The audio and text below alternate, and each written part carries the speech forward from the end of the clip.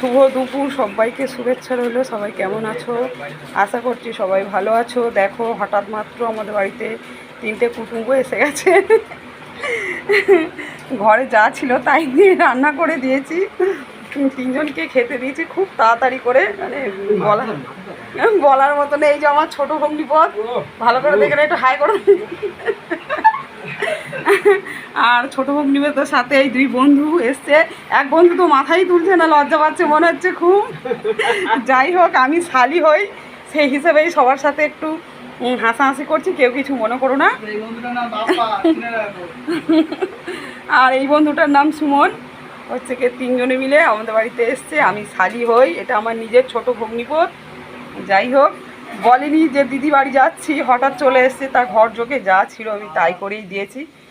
মনে মনে ভাবছে জানি না। যাই হোক, সবাই খাও তাহলে। এই অবধি শেষ করলাম।